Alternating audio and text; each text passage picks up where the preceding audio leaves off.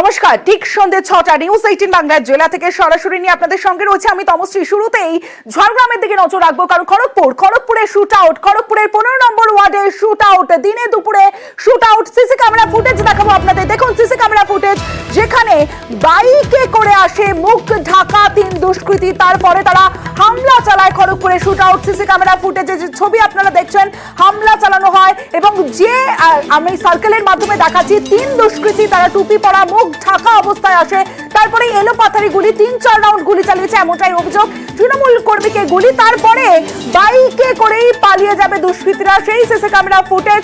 আর এই CC camera footage খতিয়ে দেখে তদন্ত শুরু করেছে ইতিমধ্যেই পুলিশ এবং তৃণমূল কর্মী, তিনি হাসপাতালে চিকিৎসাধীন রয়েছেন। যে ছবি আপনারা দেখলেন, খড়গপুরের 15 নম্বর ওয়ার্ডের পার্টি অফিসের সামনেই বসেছিলেন।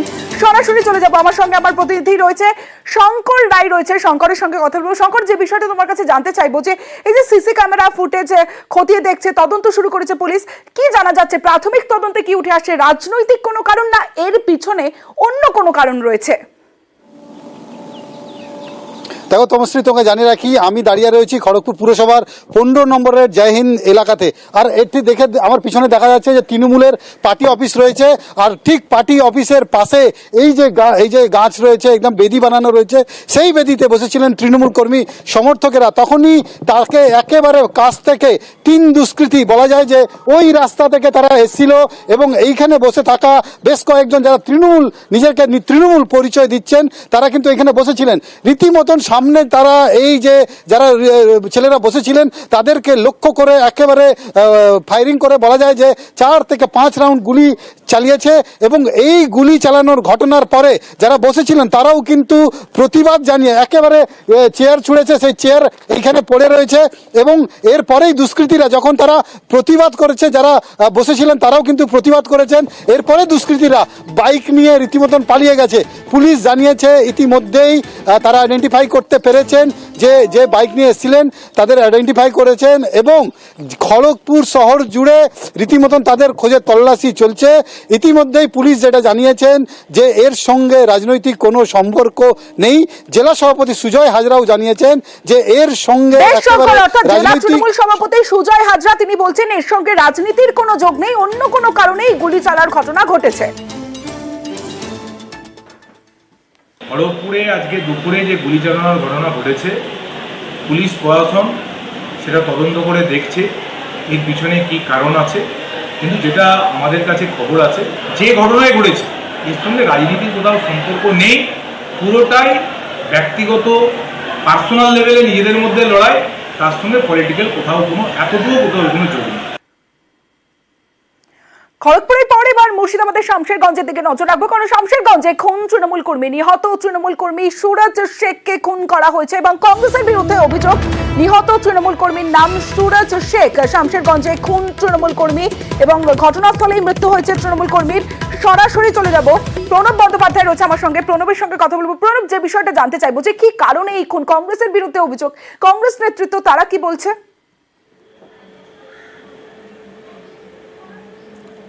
দেখো, ভোটের পর থেকেই কিন্তু উত্তপ্ত হচ্ছে এই শামশেরগঞ্জ, সামান্য একটা কারণে, সেই হচ্ছে শামশেরগঞ্জে হোগলবাড়ি যে এলাকায়, সেখানে তৃণমূল কংগ্রেসের কর্মী এবং কংগ্রেস কর্মীদের মধ্যে ফোনের মধ্যে মেসেজ করে চ্যালেঞ্জ জানানো হয়েছিল এবং সেই ফোনের মেসেজকে কেন্দ্র করেই কিন্তু আজকে উত্তপ্ত হয়ে ওঠে ওই এলাকা। এবং বাগানের মধ্যে বসেছিল এই সুরজ শেখ, সেই সময় বেশ কিছু দুষ্কৃতী ইট নিয়ে এসে এবং বিশেষ করে রেল লাইনের যে পাথর সেই নিয়ে এসে পুরো ইট বৃষ্টি করে বলে অভিযোগ। এবং ওই পাথরের রেল লাইনের পাথরের আঘাত গিয়ে মাথায় লাগে এবং গুরুতর আহত হয়ে যায় সুরজ শেখ। এবং তাছাড়াও আরও কয়েকজন আহত হয়, তাদেরকে সঙ্গে সঙ্গে হাসপাতালে নিয়ে গেলে কিন্তু চিকিৎসকরা সুরজ শেখকে মৃত বলে ঘোষণা করে। এবং এই সুরজ শেখ কিন্তু তৃণমূল কর্মী হিসাবে পরিচিত এবং অভিযোগের তীর হচ্ছে কংগ্রেসের দিকে। যদিও কংগ্রেস নেতাদের দাবি যে যারা এই ধরনের ঘটনা করেছে তাদেরকে বিরুদ্ধে ব্যবস্থা নেয় পুলিশ। এবং ভোটের পর থেকে কিন্তু শামশেরগঞ্জে একের পর এক ধরনের রাজনৈতিক সংঘর্ষ ঘটে যাচ্ছে ছোট ছোট কারণে, এবং যার কারণে কিন্তু এই সুরজ শেখদের মতন সাধারণ মানুষদেরকে কিন্তু প্রাণ যাচ্ছে।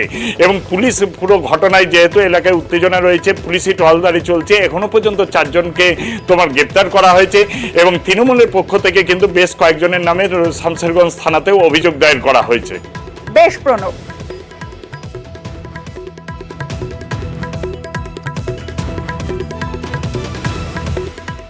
ওরা লাঠি ছেনি নিয়েছে, বম নিয়েছে, ওই উপর থেকে গর্তের উপর থেকে ইট পাথর ভাড়া চালাইছে, ই পাড়া উপড়া ওরা গোটাই সব এখন রাজনীতি করে কেন্দ্র করে কাজ করছে। হ্যাঁ, আমরা তৃণমূল করি, ওরা কংগ্রেস করে, আমার ভাতিজা একবারে গোটা ইট মেরেছে বুকে। আর হামলার অভিযোগ কংগ্রেসের বিরুদ্ধে, তবে অভিযোগ অস্বীকার করেছে কংগ্রেস নেতৃত্ব। খুন খারাপি মারামারি এই নীতি আমরা বিশ্বাস করি না এবং সমর্থনও করি না। আজকাল তো ছেলেপেলেরা মোবাইলে মেসেজ টেসেজ করে চ্যালেঞ্জ করে একে অপরকে, এটাকে কেন্দ্র করে নাকি ওদের গন্ডগোলের সূত্রপাত। দলীয় এরকম কোনো এখানে আমাদের কোনো সমস্যা নেই। প্রশাসনিকভাবে যারা দোষী ব্যক্তি তারাকে চিহ্নিত করে প্রশাসন নিশ্চয়ই তার ব্যবস্থা গ্রহণ করবে। জঙ্গি যোগের অভিযোগে ফের গ্রেফতার ছাত্র। কাকসার পর এবার হাওড়া স্টেশন থেকে গ্রেফতার করা হয়েছে হারেজ শেখকে। হারেজ শেখকে গ্রেফতার করা হয়েছে। কম্পিউটার সায়েন্সের ৩য় বর্ষের ছাত্র হারেজ শেখ। অর্পিতা হাজরা রয়েছে আমার সঙ্গে। অর্পিতা, এই হারেজ শেখের কথা এসটিএফ জানলো কিভাবে? দেখো, যেটা জানতে পারছি আমরা যে এর আগে এই ঘটনার আগে যাকে গ্রেফতার করা হয়েছিল অর্থাৎ হাবিবুল্লাহকে, তাকে জেরা করে এসটিএফ এর গোয়েন্দারা এবং রাজ্য পুলিশের এসটিএফ এর গোয়েন্দারা বেশ কয়েকজনের নাম জানতে পেরেছে যারা কিন্তু এ রাজ্যেই তাদের যে জাল বিছিয়ে রয়েছে বলেই এই গোয়েন্দা সূত্র থেকে খবর। তারই মধ্যে এই একজন, এই সন্দেহভাজনকে তারা গ্রেফতার করেছে। জিতের নাম হরেজ শেখ। আর হাওড়া স্টেশন থেকে রাজ্য পুলিশের এসটিএফ সকালবেলা তাকে গ্রেফতার করে। ২৭ বছর বয়সী এই হরেজ শেখের বাড়ি নবদ্বীপের নদিয়া মায়াপুর এলাকায় এবং তাকে আজকে এই হাওড়া স্টেশন এলাকা থেকে তাকে আজকে গ্রেফতার করা হয়। মূলত শাহাদাত গ্রুপের কাকসা থানা এলাকায় এর আগে যে জঙ্গি হাবিবুল্লাহকে গ্রেফতার করা হয়েছিল তার সঙ্গে কিন্তু সহযোগী হিসাবেই এই ব্যক্তি ছিল বলে জানা যাচ্ছে। ফলে সেই জায়গা থেকে কিন্তু যেটা মনে করা হচ্ছে যে এ রাজ্যে আরো কয়েকজন রয়েছে যারা কিনা এই নিষিদ্ধ সংগঠন, বাংলাদেশের নিষিদ্ধ সংগঠনের সঙ্গে তারা যুক্ত, তাদেরই খোঁজ করছে এসটিএফ। বেশ অর্পিতা, এবার ছবিটা দেখাই আপনাদের। যে ছবি আপনারা দেখছেন শিলিগুড়ির ছবি। হাইকোর্টের নির্দেশ, আর সেই নির্দেশে অবৈধ নির্মাণ ভাঙলো পুরসভা। শিলিগুড়ি পুরসভার ৩৫ নম্বর ওয়ার্ডের ছবি আপনারা দেখছেন। যে ছবি দেখাচ্ছে আপনাদের, শিলিগুড়িতে অবৈধ নির্মাণ ভাঙলো পুরসভা। শিলিগুড়ি পুরসভার ৩৫ নম্বর ওয়ার্ডের ঘটনা। সরাসরি চলে যাব, পার্থপ্রতিম রয়েছে আমার সঙ্গে। পার্থর সঙ্গে কথা বলবো। পার্থ, যে বিষয়টা জানতে চাইবো যে এর আগেও আমরা দেখেছি যে একাধিক জায়গায় বেআইনি নির্মাণ ভাঙা হয়েছে হাইকোর্টের নির্দেশে। পুরসভার তৎপরতা, গতকাল মুখ্যমন্ত্রী মমতা বন্দ্যোপাধ্যায়ের নির্দেশের পর সেই তৎপরতা কি আরো বাড়লো?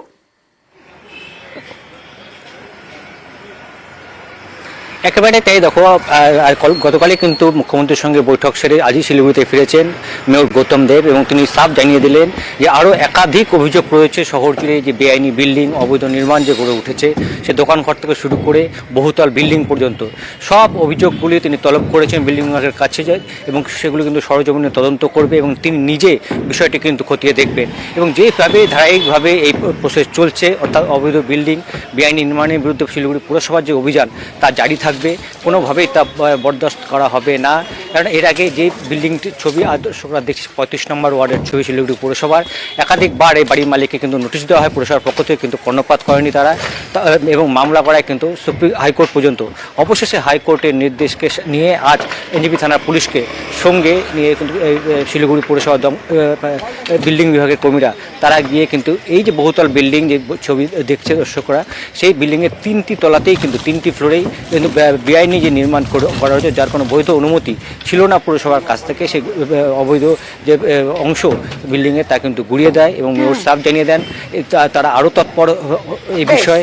এবং যারা বিল্ডিং বিভাগের যে বিভাগীয় মেয়র পরিষদ রয়েছেন তার সঙ্গে বৈঠক করে পুরো তালিকাটা তিনি নিয়ে নিজে সব অবৈধ নির্মাণ ভাঙা হচ্ছে পুরসভার তরফ থেকে। ধন্যবাদ। এবার বীরভূমের বোলপুরের দিকে নজর রাখবো। এতদিন বিভিন্ন সময় নিউজ 18 বাংলায় আমরা দেখেছিলাম যে সরকারি জমি দখলের অভিযোগ, সেখানে বেআইনি নির্মাণ হচ্ছে, দোকান হচ্ছে। এবার বোলপুরে আদিবাসীদের জমি দখলের অভিযোগ। 22 বিঘা পাট্টা জমি দখলের অভিযোগ, প্রাণনাশীর হুমকি দিয়ে জমি দখলের অভিযোগ। বোলপুরের আবাসন তৈরিতে মাফিয়াদের দৌরাত্ম্য। বাবারা 93 সালে পাট্টা পেয়েছিল। পাট্টা পাওয়ার পর দীর্ঘদিন চাষ করার পরে দীপঙ্কর রায়, সোমনাথ, তপন দাস আর মহাদেব মন্ডল এরা বলছে এগুলো জাল পাট্টা জমি ছেড়ে দিতে হবে, না হলে তোদের মাথা নিয়ে নেবো, জমি চায় না, ছেলে চায়, রাত 11-12টার সময় ফোন করে বলছে। এই হ্যাঁ, ভয় দেখে একদম ভয়, পুরো ভয়, বলছে পুলিশ দিয়ে তুলিয়ে দেবো, তোরা কিছুই করতে পারবে না, যেখানে যাবি কিছুই করতে পারবে না। হ্যাঁ জানিয়েছি, আর বেলারও গেছিলাম, ডিএমও গেছিলাম, থানাতেও দেওয়া হয়েছে। থানাতে বলছে, থানাতে কি বলবে, ওরা বলছে দেখছি। আদিবাসীদের জমি দখলের অভিযোগ, সরাসরি চলে যাব ইন্দ্রজিৎ রোজ রয়েছে আমার সঙ্গে, ইন্দ্রজিতের সঙ্গে কথা বলবো। ইন্দ্রজিৎ, এভাবে নামমাত্র টাকা দিয়ে জমি দখল করে নেওয়া হচ্ছে, আবার পাট্টা জমি দখল করে নেওয়া অভিযোগ, জমি মাফিয়ারা এইভাবে জঙ্গি হাঙরদের দাপট, তার মানে প্রভাবশালী বলাই চলে। কতটা প্রভাবশালী তারা, কাদের বিরুদ্ধে এই অভিযোগ? কোনো রাজনৈতিক দলের মাথার উপর হাত রয়েছে?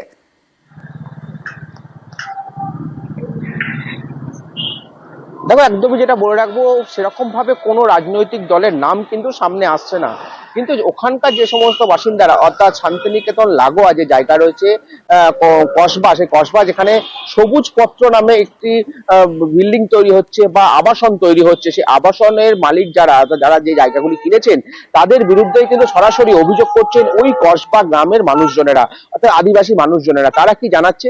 তারা জানাচ্ছে তাদেরকে নামমাত্র টাকা দেওয়া হয়েছে, অনেকে আবার বলছে টাকাও দেওয়া হয়নি। একদম সরকারি যে জমি, যেটা 1993 সালে সরকার যে পাট্টা দিয়েছিল তাদেরকে চাষাবাদ করার জন্য, সেই জমি কিন্তু জোরপূর্বক তাদের কাছ থেকে নিয়ে নেওয়া হয়েছে। তাদেরকে বলা হয়েছে জমি নিবি না ছেলের মাথা নিবি।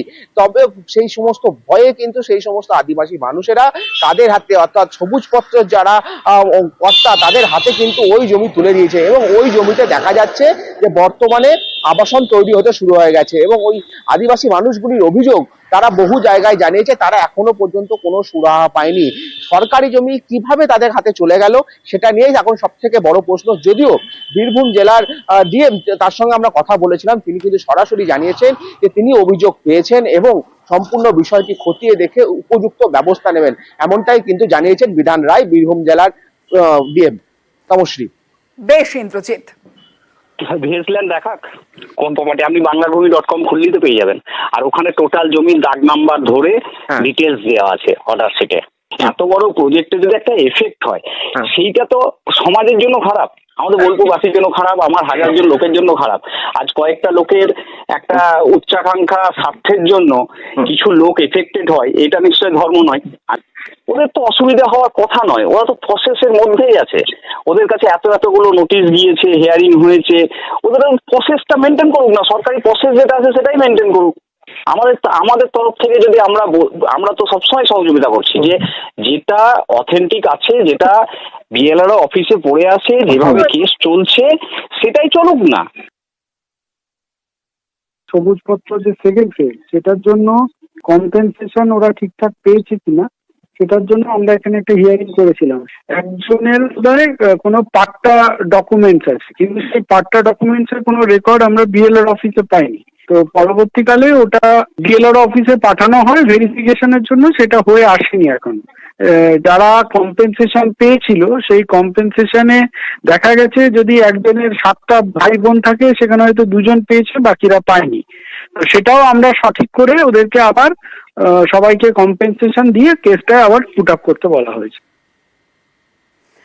গতকাল পুরো বৈঠকে কার্যত ভৎসনা করেন মুখ্যমন্ত্রী মমতা বন্দ্যোপাধ্যায়, কিন্তু তারপরেও ছবিটা পাল্টালো না চন্দ্রকোনাতে। কেন বলছি? কারণ সরকারি জমি দখলের অভিযোগ, চন্দ্রকোনার 5 নম্বর ওয়ার্ডে সরকারি জমি দখলের অভিযোগ, এবং 2013 নম্বর দাগ ও 1629 দাগের 31 শতক বেদখলের অভিযোগ। সরাসরি চলে যাবো, সুকান্ত রয়েছে আমার সঙ্গে, সুকান্তর সঙ্গে কথা বলবো। সুকান্ত, এই যে মুখ্যমন্ত্রী এত ভৎসনা, রীতিমতো আমরা রুদ্র রূপ দেখলাম মুখ্যমন্ত্রী মমতা বন্দ্যোপাধ্যায়ের পর, তারপরেও সরকারি জমি দখল।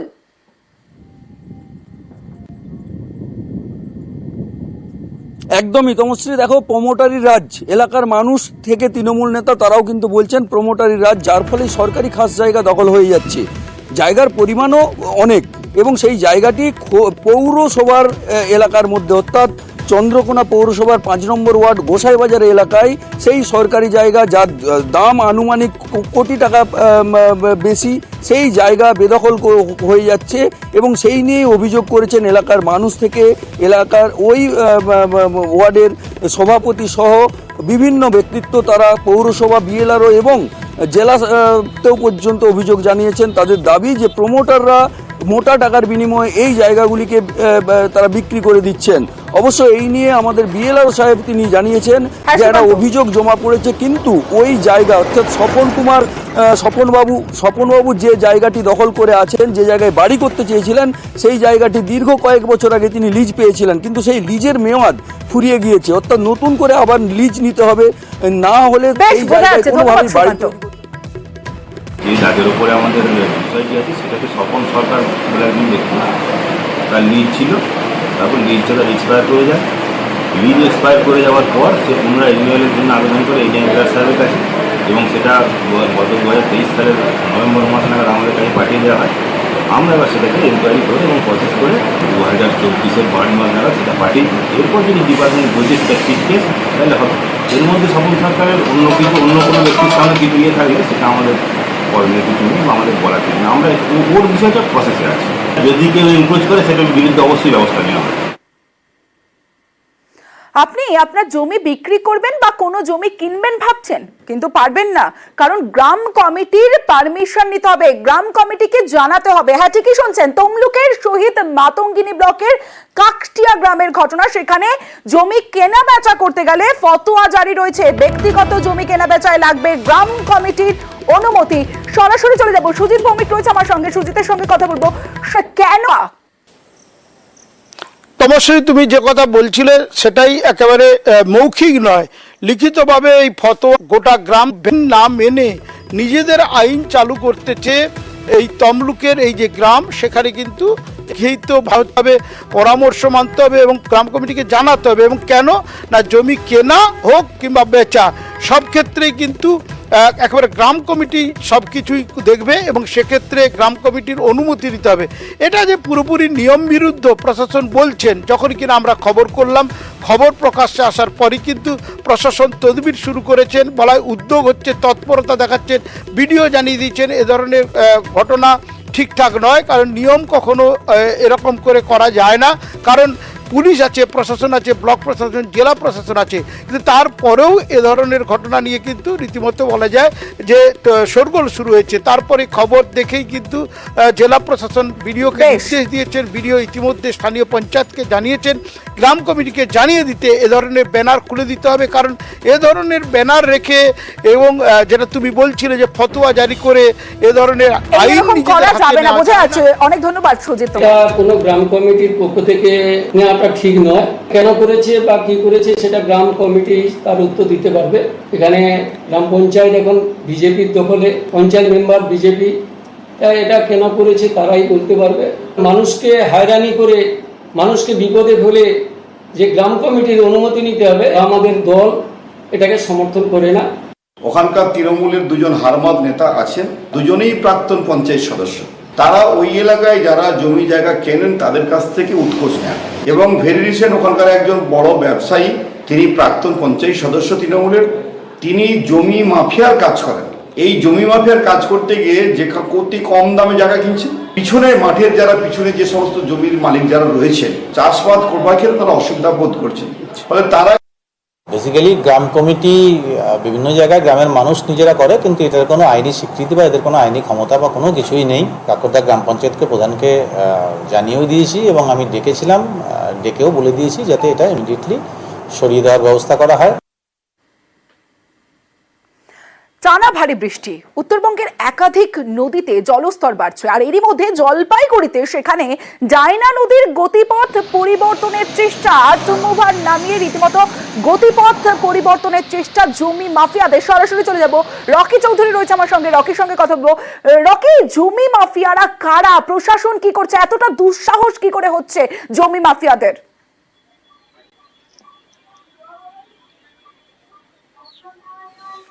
তমসে ভুটান পাহাড় এবং সমতলে অবিরামে বৃষ্টি চলছে, যার ফলে কিন্তু ফুলে ফেপে উঠেছে ডায়না নদী।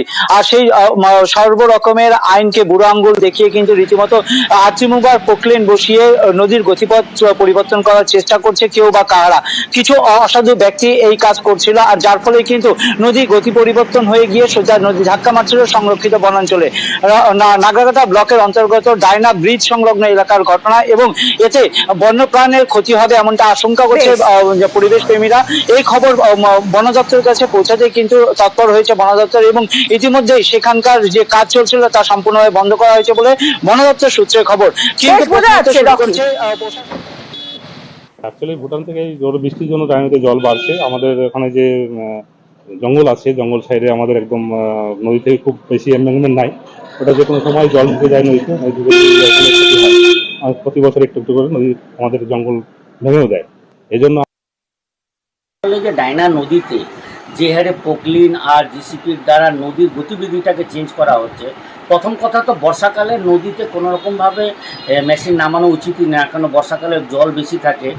আমরা পরিবেশ প্রশাসনকে বলবো অবিলম্বে প্রশাসন এই ব্যাপারটা দেখুক যে কী কারণে নদীর গতিবিধিটাকে চেঞ্জ করা হচ্ছে এই মেশিনের দ্বারা। কারণ পরিষ্কার অর্ডার আছে যে বর্ষাকালে কোনো মেশিন ইউজ করা উচিত না, কিন্তু ডায়না নদীতে প্রশাসন এটা কেন নজর দিচ্ছে না? অবিলম্বে নজর দেওয়া উচিত না কোথাও না কোথাও। ডায়না নদীতে যদি জলের ধাক্কা মারে তাহলে কিন্তু বন্যপ্রাণীর ক্ষতি হতে পারে, জঙ্গলের ক্ষতি হতে পারে।